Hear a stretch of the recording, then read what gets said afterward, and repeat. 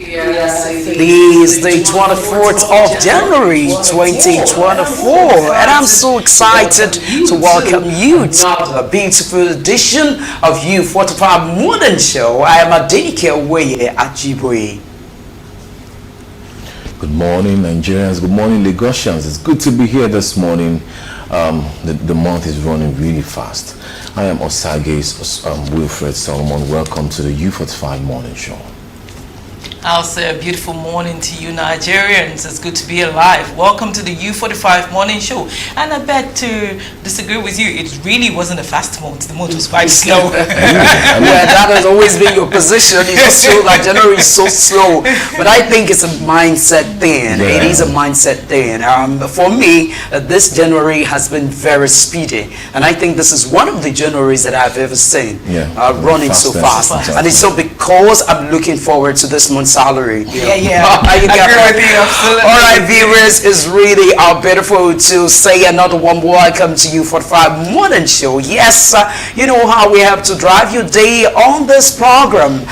Today we take a different dimension. Yes, so we'll be bringing to you hash trends and hashtags. Yes, we'll also give you updates in regards to all the news making rounds on the dailies. Of course, that is in our newspaper review segment, and then we will now bring to you our discussion segment. And what are we talking about this time around? We are taking you straight to Rivers State. Yes, today on the program we want to look at Rivers politics, especially the latest ruling, court's ruling, of course, on the budget signed by the Governor Fubara. Yes, you know, this very budget, a lot of people are saying that yes, he indeed knows how to play politics. But I think one thing that has come out here is the fact that Godfatherism has come to stay. I don't know of any other place in Africa but in Nigeria,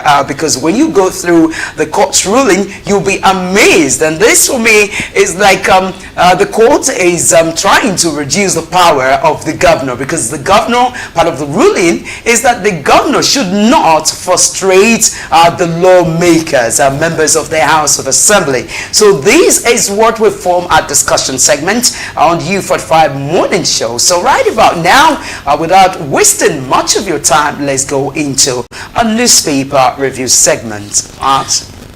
We'll start with the Nation's newspaper, and the major story on the Nation's newspaper is tears of government share 1.1 trillion from Federation account revenue. And the writer says allocation highest ever. Another writer says 500 billion kept in savings. Another writer says Yusuf lets gains of reform reflect on citizens. Moving on to another story, US seeks removal of barriers to investment. The first writer says Blinken lauds Tinubu's economic policies. Another writer says Nigeria offers compelling opportunities for investors. Moving on to another story, storm in Plateau House of Assembly. Speakers stop ex-lawmakers. This can be found on the news page 4. And another story says plan to unify forex rate reporting underway. EFCC, how ex-HOS Oyo Ita laundered millions. This can be found on page 8 and page 3 of the Nation's newspaper. Moving on to another story, shake up in police intelligence operations.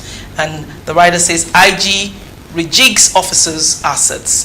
This can be found on page 4 of the Nation's newspaper.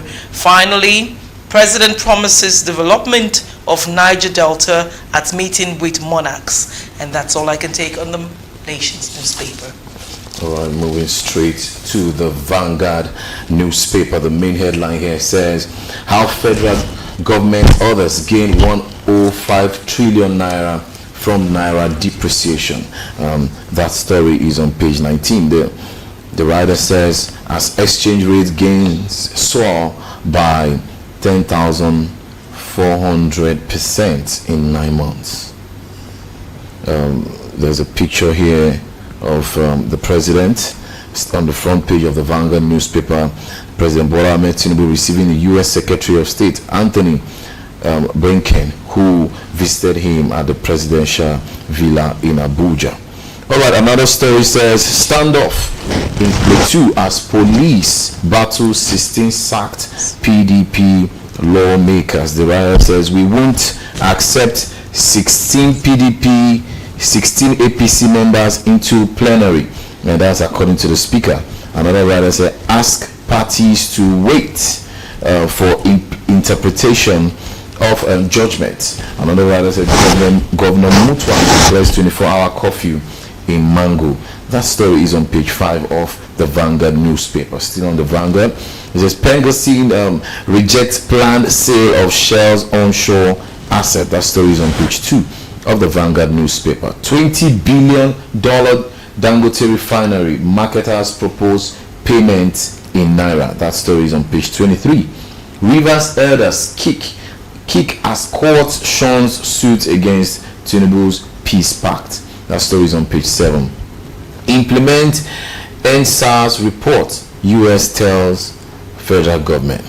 That story is on page 6 of the Vanguard. EFCC arraigns Obiano over alleged 4 billion naira fraud today. Page 13 of the Vanguard newspaper. Why we impeached Speaker Ogo Assembly. That story is on page 10. And Japa, 32,462 Nigerians apply for international passports in 2 weeks. That story is on page 9 of the Vanguard newspaper. That's all for the Vanguard newspaper this morning. And moving to the Nigerian Tribune, the major headline on the front page of the Nigerian Tribune says, Plateau bows again. And the writer says, protest rocks Mango local government. Houses burnt as governor declares 24-hour curfew. Another writer says, police bar sacked PDP lawmakers from assembly. Another one says, I have court injunction to recognize only 8 members. And who's saying this? This is the speaker. For more details of the story, please check page 2 of the Nigerian Tribune. And at top the Nigerian Tribune, the headline that says, while Oluma was sacked as Ogun Speaker. For more details, check page 13 of that newspaper. Fruit sellers, carpenters, other artisans may pay between 500 naira and 50,000 naira yearly. The writer says Oyo State set to begin presumptive tax system. For more on that story, it is on page 11 of the Nigerian Tribune. And going down, the headline says Adebutu writes Abiodun congratulates him on Supreme Court verdict. Page 28 of the Nigerian Tribune. One chance, Wike to ban unpainted taxis, buses in Abuja. Page 21 precisely, that is where that story is, talking about how Abuja is also being faced by insecurity. Following that directly, Economic and Financial Crimes Commission EFCC to arraign Obiano over alleged 4 billion naira fraud. Page 28 of the Nigerian Tribune. You'll find more on that very story. And now coming downstairs, staying with the front page headline of the Nigerian Tribune, FASC, beg your pardon, shares a 1.127 trillion naira December revenue to federal government, states and local government. For more details, check page 6 of the Nigerian Tribune. Insecurity, ACPs deployed to head intelligence units. That story is on page 13 of the Nigerian Tribune.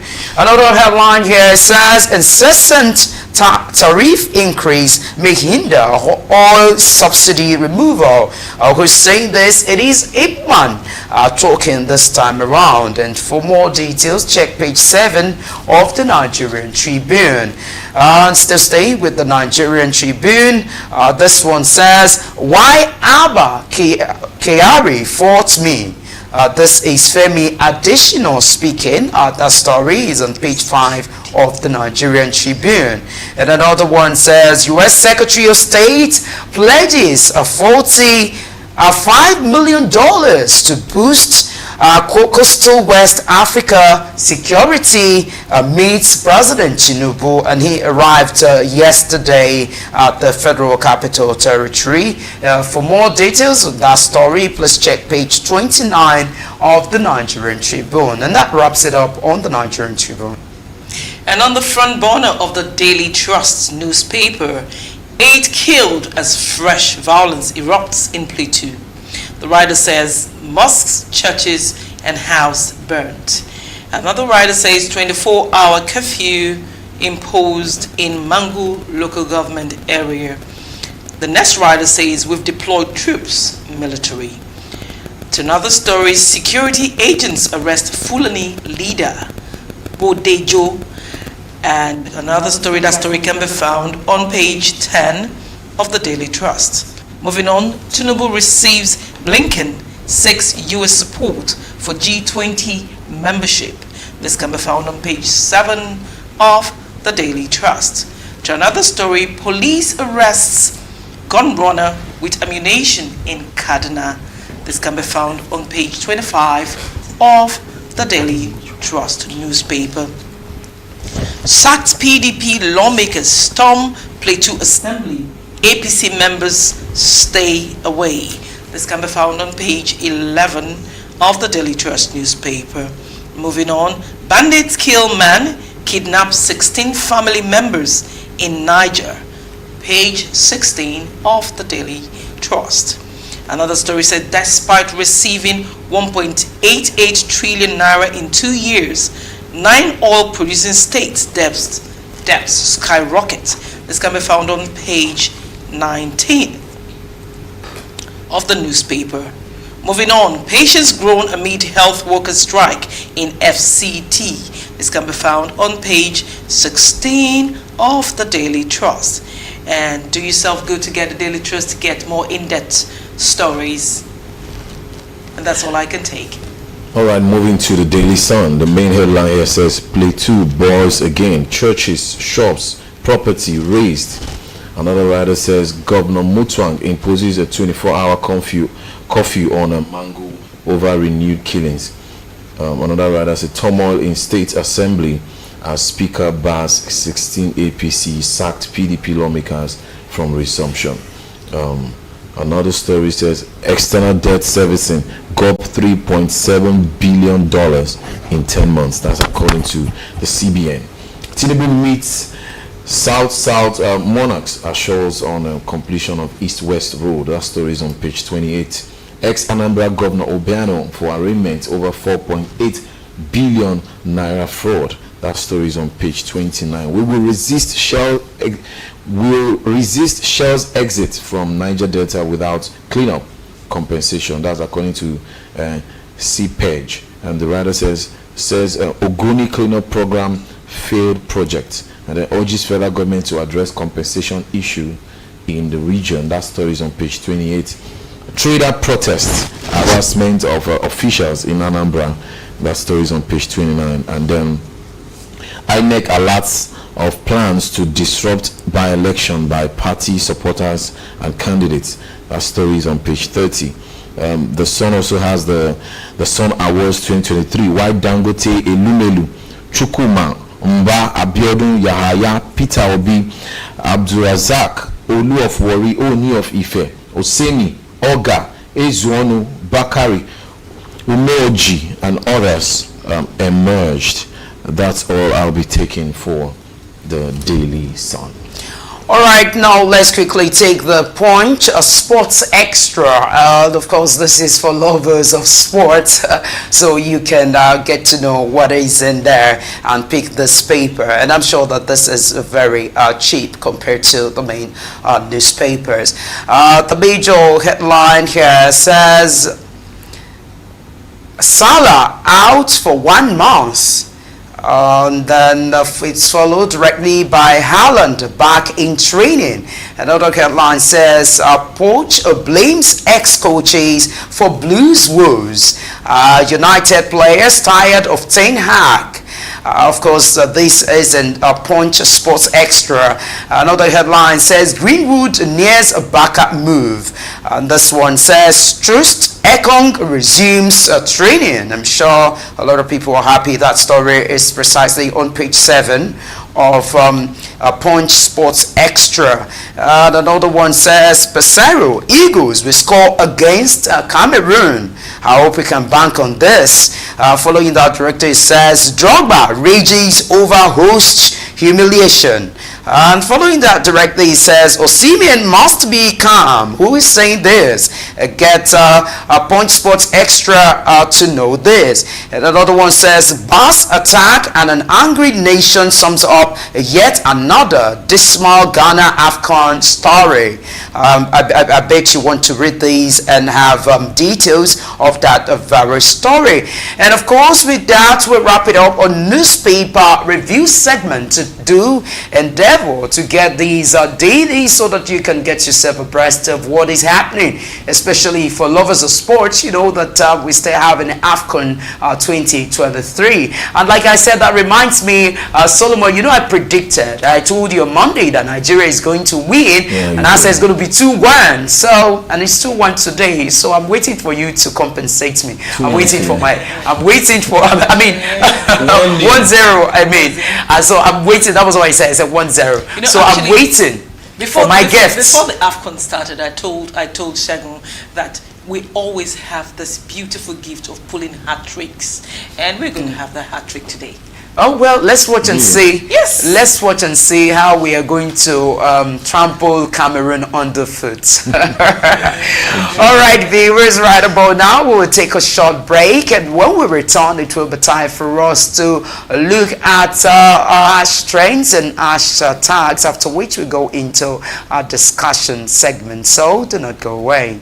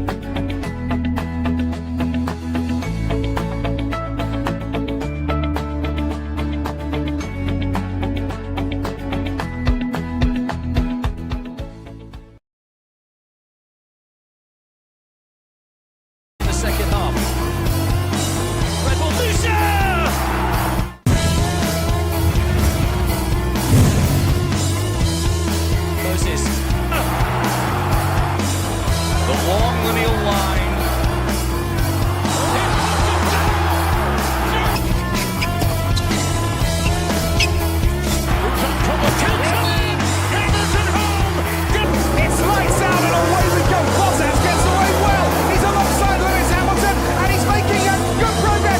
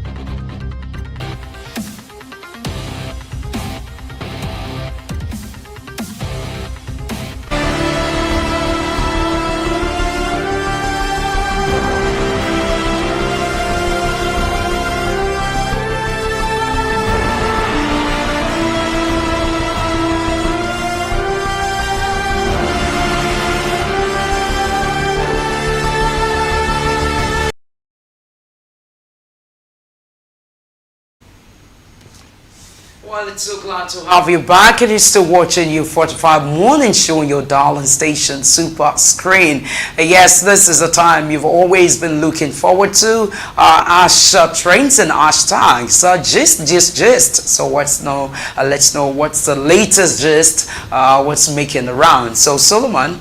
All right. The big story here is that just came in trending since yesterday. Said Ogun Assembly.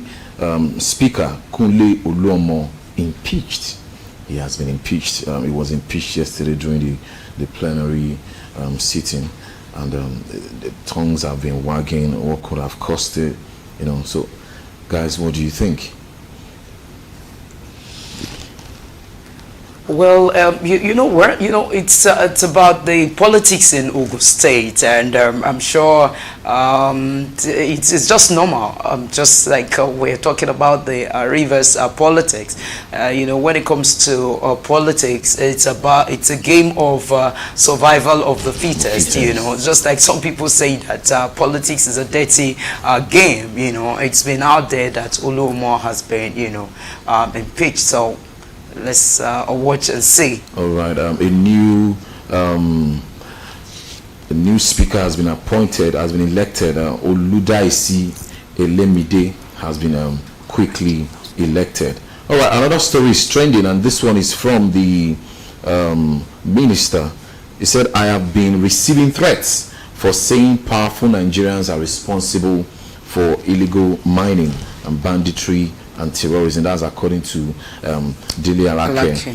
He said the Minister of Mineral Resources, Solid Mineral and Development, Dele Alake, has said that powerful Nigerians are behind illegal mining as those sponsoring banditry and kidnappings in the country.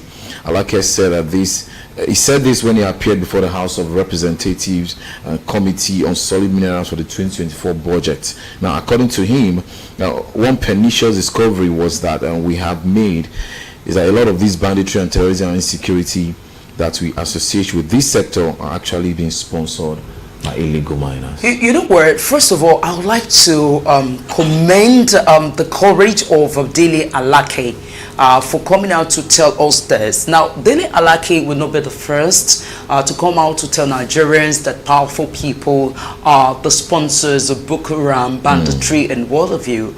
And so, for him to come out and say this, it further goes to justify all that has been said in the past, that there are powerful people behind those people. But what I'm waiting for, and what I think should make the difference, is for them to call out the names. Yes, powerful Nigerians are behind these people sponsoring them. For how long would we continue to talk about this? It's like just merry-go-round in the same circle, and at the end of the day, what we're interested in is solution, and this solution is yet to be provided. Alake, I even heard him speaking yesterday, and he said he has mouth and he can speak, and he's going to speak the truth. All right, so I only hope that the president will be able to back him, because all of these still also boils down. I mean, the buck stops at the table of the president. If the president can give him, and like they say, where there's a will, there's a way. So it is about the political class. If the president, the head, is truly interested in nibbing to board insecurity, then the truth will come out. I remember that the Minister of State for Defense during, was it Goodluck Ebele Johnson? It was Obanikoro then. Obanikoro came out to say that they have the names of those sponsoring Boko Haram. Until their government ended, nobody produced their name. So how long? The question I ask is Nigeria truly interested in fighting insecurity? Because right now, they are now acting based on impunity. For them to have not spread their tentacles to the Federal Capital Territory, I think this is worrisome. And I think the president should actually support Dele Alake. And I just hope that Dele Alake is also safe, because he needs to ensure that he is more secured. He has to be sure that the security people are not going to be working against him. And a lot of times it is from the north. You remember we had a legal practitioner here that told us that confidently that northern elders are also part of those people, and they are, they are milking that part, that the northern region. That money goes to their own personal pocket. It's really truly sad that our leaders don't have empathy and they don't value lives and property. The leaders are actually supposed to be our guardian. They're supposed to protect us and have our interests at heart. Now, this mineral resources is supposed to benefit everybody in this country. Now, look at Dubai. They only have petroleum products, oil and gas. You understand? But here we have numerous mineral resources that Nigerians are supposed to benefit from. That Nigerians are not supposed to suffer at all. And then even the ones that don't have jobs are supposed to have monthly allowance that is supposed to be paid, stipends paid to them so that they can live and live a comfortable life. But it's not that. Now the president, sorry, pardon my French, the government is now looking away while some powerful people are victimizing and destroying the land. You know my fear is even that, let it not be that part of the sponsors of Boko Haram that Alake is saying, and maybe some of them also aided or supported the president in becoming the president. Because one thing we also have to understand is that politics is a game of interest, and so you need to be able to strike a deal here, there, and there for you to get there. Not to the detriment of the citizens. Okay, you don't know the pacts that the president has signed with these people prior, but I think, like I said, I like to commend Dele Alake, and I feel he should take this beyond just telling us that some powerful people, because you see, the truth of the matter is, if you're afraid of death, one thing is someday somehow you are going to die. And you see, this is why I respect Americans a lot, because they believe that it is better to die for something than to die for nothing. And you see, this is one fear in the hearts of many Africans, especially Nigerians. You remember even late Fela Kuti said it, my people we fear to fight for freedom. We fear to fight everything. That's when he will tell you that my mama did for house, so my whatever, and all that. You think about all the things, but the truth of the matter is, if we are genuinely interested in the growth of this nation, because really, I have to be very truthful to you guys. I just feel that if insecurity is not nipped in the bud, we might wake up someday to realize that we do not have a country again, because it's gradually tilting towards that. We can't even say, when you talk about food security now, it is still based on insecurity. How many farmers can we can? I'm not even sure Nigeria can even give us the data of the farmers that have been beheaded, that have been killed. And this is why today prices of food items are skyrocketing, because who wants to go to the farm again? So will it get to a state where we start importing practically all the foods that we eat in this country? So I'm beginning to wonder what the future of Nigeria would be. But my appeal is for these leaders, if you're truly interested in the growth of this country, people must have to, put their life on the line to ensure that this country grows to that state that we're all dreaming of. All right, guys, I want to make this submission. I've heard everything we've said, and it's quite sad. I was just, pondering while we were talking. Kudos to Dele Alake for coming out. We need more of his kind. Exactly. Because the truth is, this is not the first time we're hearing that some Nigerians, some top guns are behind banditry in Nigeria. But unfortunately, nothing has been done. They look like big masquerades that have not been unveiled. Will be done. Was it not last year that Matawalle Bello was called? In fact, I watched the video last week of bandits. I wanted to send that video to my producer. I guess I forgot. Bandits in their hideouts were firing into the air and shouting and singing his name. They were singing. Can you imagine saying his praises? He was called out as being the major sponsor of the bandits. Since he was called out, what has been done? Nothing. I will always say it, anywhere, anytime. Nigeria and the Nigerian government, they are not ready to fight terrorism or insecurity in Nigeria. I think some people are thriving. This has become, just like kidnapping, it is a major industry. Yeah, it's a lucrative business for them right now. But at the expense of innocent lives. That's it. They don't care, and that's why Dele Alake is pained and is coming out to say, "Look, I don't care whose horse is called. I'm going to call a spade a spade. Some people in this government are sponsoring Boko Haram, and you can see clearly his life is under threat immediately. Immediately, yes. You know, I just hope you will not be surprised. That's And why I think these people are also they also have strong powers in our security, agencies. Of course, they control them. They control them. It's God. Because even the military does not have power over them. Like, it's alleged that when this military people get to the peripherals or the areas where they are, they tell them, don't shoot.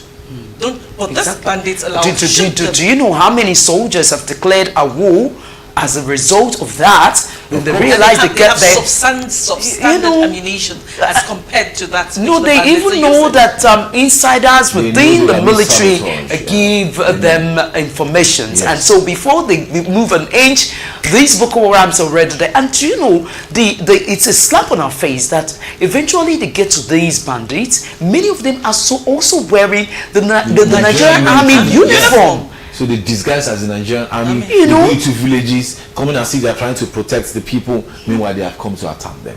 It's unfortunate. Absolutely. Now, before I go into another story, you guys see what's happening in Plateau State. Yeah. More killings are going on in Mango. Could it be that a major mineral resource has been discovered in Mango? Again. It's very possible. And now they have put a curfew there. Before you know, they ask the people to leave. And then they'll start mining. They take over. They start mining. This has been the trend in Nigeria. And people are not thinking. No, Solomon, I don't think it's about people are not thinking. I think the challenge is people's hands are tied, all right? And nobody wants to die. Because you have seen people who have come out to point accusing fingers on those people and they take on them. All right, so everybody is afraid because you look at it again, the society will only talk about you, yes, when you are there. Yes. Now, when you die, who will fight your cause? And so that's why some, political elites just feel it is better to sit on the fence so they don't come after their lives. So, but the question is, for how long would we continue this way? And you see, my concern again too is the international community at a point during Goodluck Ebele Johnson, extended their hand of assistance to say that they will bring in their warriors or their military men to come and fight this, and it was turned down. Can't they do something now? Because Soma is also looking like they are also at an advantage, because the insecurity in Nigeria is the reason for which a lot of people now say they want to leave their country, they want to travel abroad to go in search of greener pasture. Okay, so who will develop Nigeria? What is the idea? So what if I feel that at the end of every 4 years or 8 years that the president is going to use, there is need for him to come and give us give an account of significant thing being done. Not just come and tell us the issue of this and all that. How have you been able to champion the cause of insecurity? What is the level of growth that you have been able to gain or to make, because we can't continue this way. We've been talking about Boko Haram being with us since 2009. Today we are talking about 2024. Is this how we will continue? Currently, they are playing politics with insecurity in Nigeria. All right, moving on from that story, there's another one. DSS reportedly arrest Bello Bodejo for creating a vigilante group in Nasarawa. You see, this is what we're talking about. And they said Bodejo was allegedly arrested over fears that the creation of the Nomads Vigilante Group could cause violence across the country in the future. It was also gathered that the group was not registered with the security agencies as required by the law before setting up a security outfit. No, he should have just followed the procedures. Because setting up vigilantes, we are now crying for security, and each state is saying they need to have their state policing, and communities should have their vigilante groups. It's a good thing that he has gone out to want to, create a vigilante group, but he didn't go about it following due process. That's where we'll fault him, but he can still, fill up the necessary papers and then You- continue with this vigilante. You know what? Yes, your submission to an extent are welcome in the sense that yes, there is always a process, right? But for this guy to be called out now, it is because they have realized that this vigilante group, they are doing something significant, and most likely they're stepping on toes of some of the boys of these so-called sponsors of bandits, all right? And that's why they're calling him out. I'm sure he's very powerful. I'm sure he has charms. I'm sure he has voodoo that he's using and all of that they've seen that he's empowering their boys. Okay, this is based on assumption.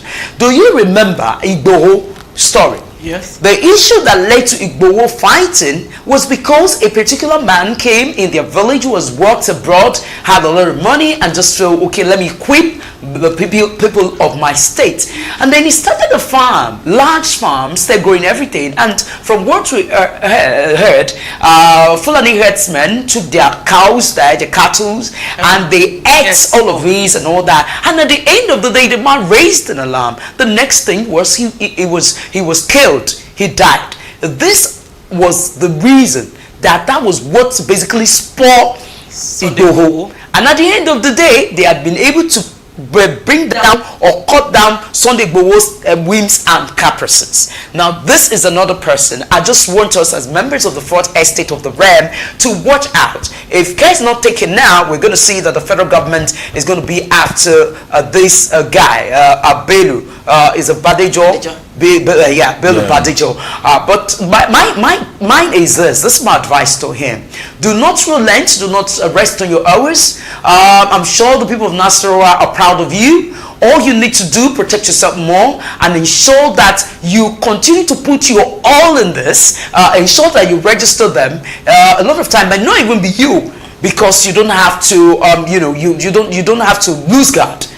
So he needs others working with him to go and do the registration and all of that. And you also have to watch your back, because how they were able to get Sunday Igboho is still the same people around him, his own people. They use the same Yoruba people to bring and arrest Sunday Igboho. And this is where I have a problem in this country. Somebody is out there trying to help you, and instead of you helping that person to achieve that dream and achieve a secured place, then you now go and you snitch on that person, and eventually, Sunday Igboho, we can't even say that is okay health-wise. You remember that they told us he had maybe a problem with something while he was there. But this is just my advice to Bello. Try to register and continue with this, because we have to nip in the bud insecurity in this country. All right, for me again, what excites me or gets my attention the most is how DSS is swift to make such arrests. Oh yes. But when it comes to the bandits and themselves, we don't hear about it. So is it that those powerful people, I said it's like the powerful people are also, they've also spread their tentacles into the security agencies. Yes, so to an extent, it's looking like some security agencies are also answerable to them. And what is that not, that is very possible. Why did I say so? This quota system thing, because a lot of times they now give you, okay, so senators, you have this, what's it called, to bring in maybe 5 people here. So whose bidding would they do? Until Nigeria begin to recruit people into our security agencies based on merit and not on quota system, this person is from here and all of that, we might just be joking. Our fight to nip insecurity in the bud might just be another charade. That's what I feel. All right, finally on what is trending, it's this one is from Solomon Buchi. He's a writer. That's your namesake. The guy is a critical I'll be saying something good. Now, he's saying that many Nigerian prostitutes are not actually prostituting, or many Nigerian, what do they call them, runs girls are not actually doing that because of the economic situation. Oh, really? That they are doing it out of greed and not out of poverty. They are doing it out of lack of contentment. Because how can somebody go and buy a wig of 500k just because you want to sell your body? Some of them they will go as far as selling their cars to do liposuction. And why would you be living at Lekki if you claim that you are poor? So he's just calling them out that look, this is more out of greed and lack of contentment rather than the economic situation. No, the thing we have to realize is, I think Solomon is right, and he's also like your look-alike. I mean, Yes, he's he like is. you and everything. So just tell us, maybe that's one of your brother that you never got to tell us about. All right, that's on a lighter note. However, I think all that he has said is not far from the truth. The reason I say so is you find out that many of these prostitutes, they live in the heart of Lagos. All right, and you begin to wonder that if indeed you're poor, how be it that you are living in this place, because we know how expensive it is for you to pay rent of these very areas. The thing is, what do I blame for prostitution being a lucrative business in the country? I blame the politicians. I blame our political elite. When there are no jobs, do you know how many students are being churned out on yearly from different universities and even polytechnics? How many of them do we guarantee these white-collar jobs? There are no jobs. Aside from white-collar jobs, like we're saying, it still boils down to this insecurity problem. By the time they start taking care of our farmlands, it's not everybody that will be in the farm. Some people will be in the administrative blocks. Some people will be in IT, HR, and all that. So by the time we have security, and then we have mechanized farming, and these places are safe for farms, for companies to be open, they will be gainfully employed. True, but what about the ladies? These ladies, they sell their bodies everywhere. Some of them don't actually want to work. Well, they're just being lazy. Some want to work. There's some out there that actually need a job, but some of them are just living fake lives. No, a lot of times, I always tell people that you need to know or begin a story from where it started from, all right? And if you look at it, there is a history to this very act, all right? Before these prostitutes got to the level of buying wigs of 500,000, once upon a time, they were hungry, yes. And some of them even started this from their university.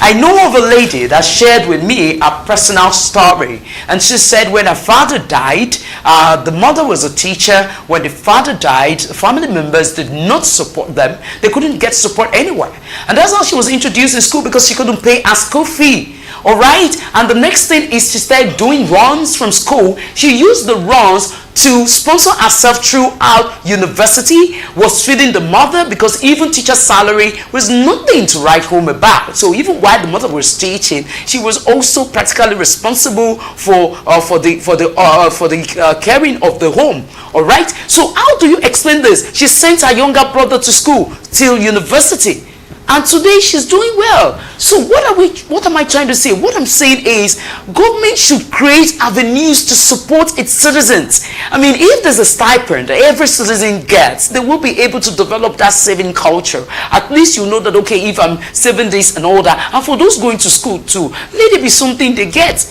They used to bursary funds. But is there still bursary again? I really don't know. I agree that the government would have to do all of that, but the individual will have to work on their greed. Some people they naturally have greed. Give them 2 million, they will still go into prostitution. While we're on campus, we had kids who are from rich homes, but they were still into runs, following their friends out every Friday night to go meet men. So you can see that it's not about the money alone. They just want to have fun. You understand? So they also have to work on their morals, and then they have to fight greed. Some of these ladies just want to keep having. They see your back, they like it. They see your hair, they want it. They just want everything. That is it. And I think parents too also have a role to play here when your students are going to the university, because there's this cliche, there's this belief that once you're going to the university, you're not free. So you're like singing the song of "I want to be free, free like the birds." So they just spread their tentacles and they want to fly everywhere. So parents need to also talk to their children, guardians, to their words too, for them to understand the reason for which they should not run short of their values, the need for them to follow the right values, so that at the end of it, how many of the students have even died Many have died Yeah, on their yes, way. Yeah, True. some people even changed amongst them because they saw their friends going into prostitution on a journey and died instantly, and that was the paradigm shift for some of them. Well, this is the advice: let parents do their own job. Let the what's it called, the orientation, I'm trying to Nigeria orientation, whatever. Let them also do their job. Let them begin to educate youths. Nigerian girls, everybody want to fix their nails, you want to lick so, and you don't want to work. You have to understand that in life, you want good thing, then you got to work for that money. All right. And so Yeah. this wraps it up on our Ash Trains and hashtags. So right now, we're taking a short break, and it will be time for us to take our discussion segment. So join us again.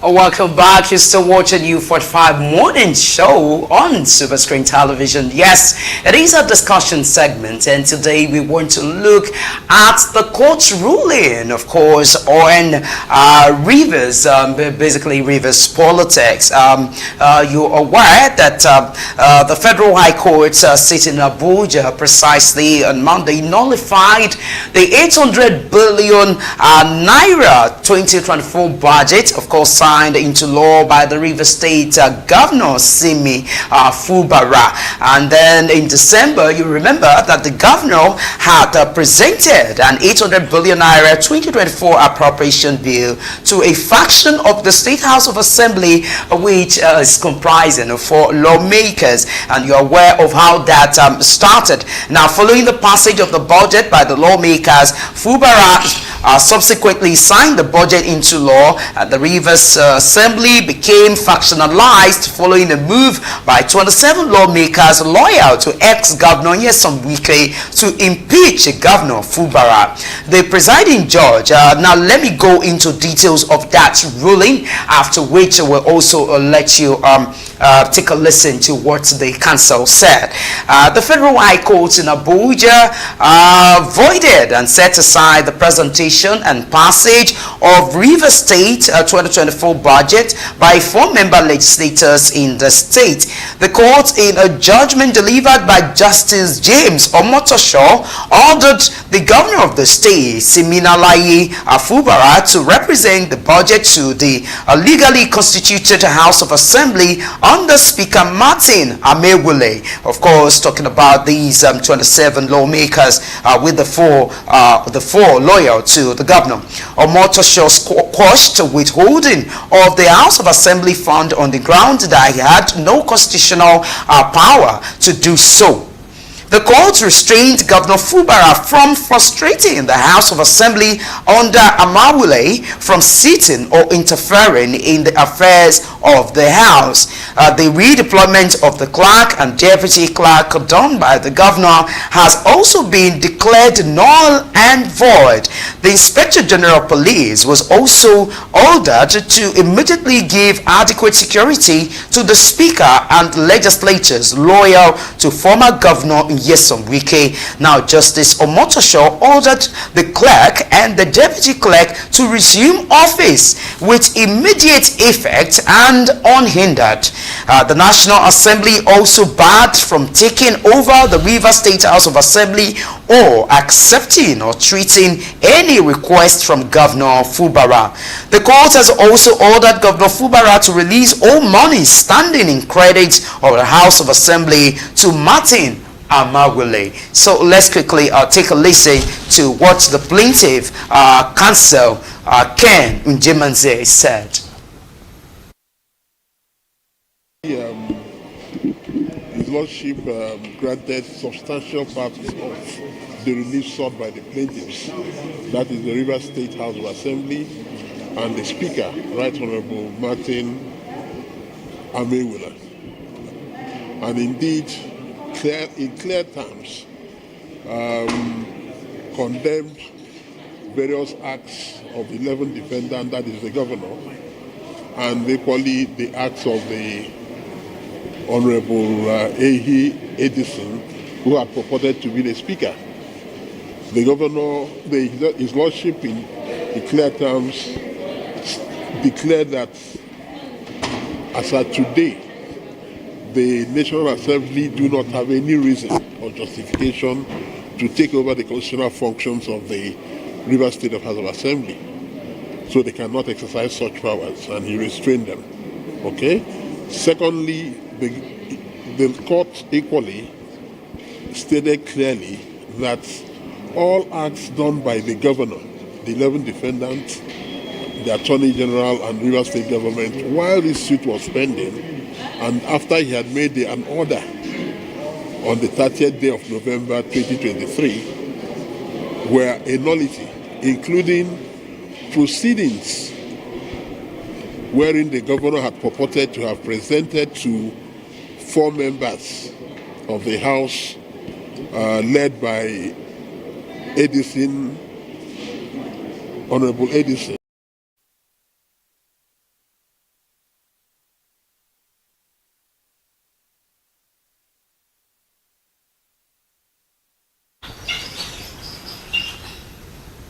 Well, that is the court proceedings there, and you have heard the counsel, the plaintiff counsel Njemanze giving us details of what happened in court. Gentlemen, we are aware that, of course, the governor of River State and, of course, the FCT minister Wike Nyesom, they are already trying to reconcile to see how River State politics can continue to go on peacefully.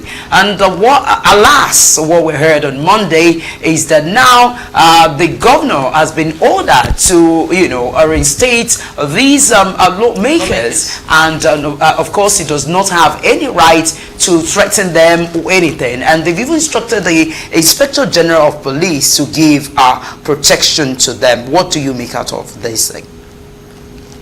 Well, first of all, I'm going to say it's quite unfortunate what has been happening in River State since Fubara came in.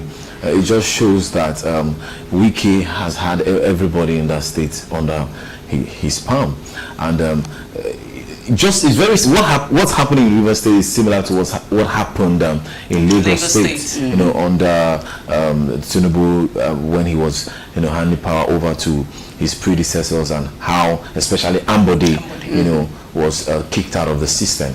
You know, it's quite unfortunate how sentiments is affecting our politics, and we're beginning to have fractions like what's happening in River State. What happens is that it is the state that would suffer, the people, the citizenry. River State is so blessed. We talked about it yesterday, one of the urban cities of Lagos, of Nigeria. They have petrol and all of the refineries, all of the Shell and whatever, they are all stationed at River State. So their internally generated revenue is very high, probably close to Lagos State, but not as much as what Lagos State generates. So you can see the personal interest in that state. And we've said it here, Wike should focus in Abuja FCT. And let politics thrive in River State. Give Fubara his chance to govern the state peacefully. This young man has not been able to govern peacefully since he came on board. We cannot even say that, okay, this is what Fubara has done. It's been one fracas or the other. That's my take on this. The thing there is, the 27 members, lawmakers that were loyal to Wike actually would have sabotaged that budget. That's the reason why I guess he just talked to the five lawmakers to bring out this budget. But the thing is, he would have made peace reign and get everybody together and follow the due process, because there's actually a due process to getting a budget released. They are part of the assembly, and it's supposed to be a full, except maybe they need a particular amount of people to be present and they can, give this decision. If not for that, he would have at least had everybody present and present this budget, and then there will be a way forward, and they will avoid all this fracas. Well, you see, for me, from this judgment, let me also say to our viewers that we're supposed to have a legal practitioner to help us look at this, but unfortunately, we don't know what happened to him. So it's been pretty difficult to even get across to him right now, but it's been agreed for him to come here and look at this issue.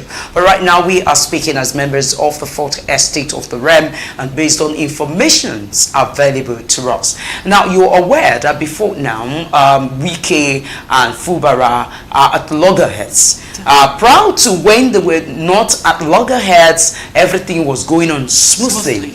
Now, this is a question. If an Abuja High Court gives this kind of ruling whereby it's nullified the 800 billion naira budget, I'm beginning to wonder, because yes, Wike is the minister of the Federal Capital Territory. Exactly. So could it be that there is an influence that the minister had in this, especially because the minister is interested in in this very matter, because that is the state in which he was the immediate past governor. So what is the reason for which these two are at loggerheads? Is it because of this budget that is about to pass? And before now, Fubara also said that Wike hasn't given him that independence. He cannot sign check as he wishes. There's a limit to what he can sign. So could it be a case of, they say that, a killer, there's a way they say it in Yoruba that if you're a killer and you know that whenever you see somebody bringing a cutlass, close to you or something, you are always, at alert and agitated. What's the reason? Because you know that way, for somebody to bring cutlass around you means the person is prepared to harm you, and so you guard against it seriously. So what is it in Rivers that the former governor does not want to let go in such a way that of course he's the one that brought Fubara. He brought Fubara, and when he brought Fubara, everything was so nice, and I'm sure that's because they had an agreement. So this agreement is now gradually looking like Fubara cannot, he can't take it anymore. He can work. But then again, like I've always said, Fubara too should have been wise. I said it here earlier, that you should know that we are in a country where Godfatherism thrives, okay, and you can't throw it away. And this is what I'm saying with this judgment. Now, if they are giving all of the powers to the speaker, is somebody telling me that Wike is also trying to use the speaker Against to the run the government. affairs of Rivers Rivers politics? Because this is what he's looking at. Because you need to look at the judgment. Look at the court also, ordered, directed the Inspector General of Police to give the speaker all of the security that he deserves. Let me take care.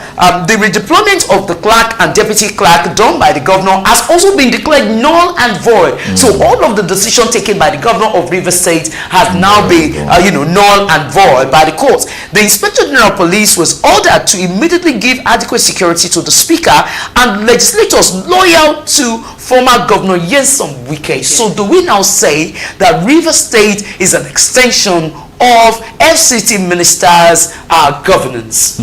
That's the way it's playing out. It's playing out glaringly to all Nigerians to see that he actually is operating both the FCT and the River State government, because said they should reinstate the 27 assembly members. They should be reinstated, and all these orders are coming from the FCT. From the FCT. Well, I know that the governor can still appeal this case. Absolutely. All right, and the thing is, a River State affair, should it not have been, the ruling, should it not have come from River State? Yes. So why take it to the FCT. Abuja, court? So these are the things that we need a legal practitioner to come here and analyze to us, that can really take seriously this very judgment coming from a federal capital territory high court. Because I'm beginning to look at this, because if this judgment flies, it then tells us that the governor is not there. It's just a rubber stamp. Okay, so it means that this is what Wike wants to use it for. And I remembered that when he was being on his inauguration, I remember that the former governor of Ekiti State, Ayodele Fayose, he said it jokingly. He said, Fubara, me, I can fight, but I cannot fight Wike. He said, be very careful. He said, don't fight Wike. He was saying it, we just felt like, okay, Fayose can be funny at times. And if Fayose, who can actually shout and fight, can advise somebody not to fight Wike, is this not what is playing out? No, there's a contradiction going on here, because there was a video flying on social media where Wike was saying, if you have been elected into a position by the APC, you cannot leave APC and, go to another party. Now, those 27 lawmakers in question now have defected from PDP to APC. So that means he's already contradicting himself.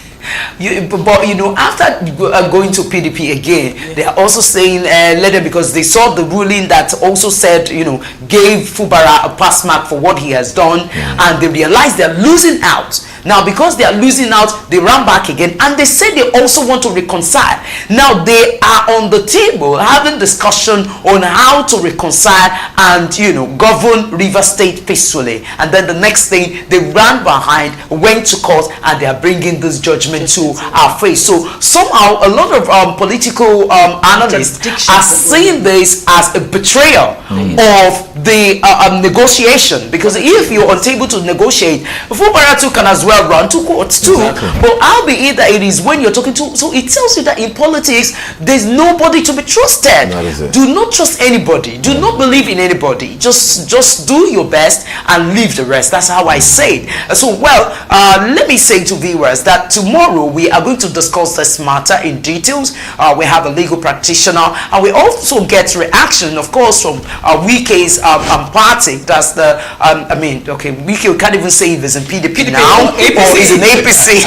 he said he's still honestly, a PDP member. Honestly, believe me, working for the president. Believe me, I don't think I've seen any politician as strong as Wike. Like, honestly, Governor Wike, let me say FCT Minister Wike and Nyesom, man, I doff my cap for you. Sir, you're too much. Like, seriously. Wike, you might still not be far from the truth. Yes, honestly, because he's neither here or there. This is the only former governor. And so with these 27 lawmakers, they're neither here nor here. Yeah, that's what it is, because they got to PDP. the PDP now. So who are those giving instruction to these 27 lawmakers? It shows to us that there's somebody behind them, pushing them, and they know that that is the person to respect. Just like what happened in Lagos State. Till today, if you call the former governor of Lagos State, Ambode, to come and write his story, I'm sure we will read and read till eternity, because even he could not believe what happened. When he was the primary, that was thinking that he has a lot of people loyal to him. He was shocked. Even his deputy governor, nobody killed behind him, nobody dropped anything for him. And so that's why I'm sure somebody like Ambode has learned a hard lesson. He has realized that when it comes to politics, there's no way you can satisfy people, because they will always be loyal to who they feel they want to be loyal to, because at the end of the day, they were all loyal to a sitting president who was their major if you use and that's why some people were shouting in Lagos State that Otoge, they want to fight Otoge. Where are those fighting Otoge now? Even those fighting Otoge, they have gone to the, so this is politics in Nigeria for you.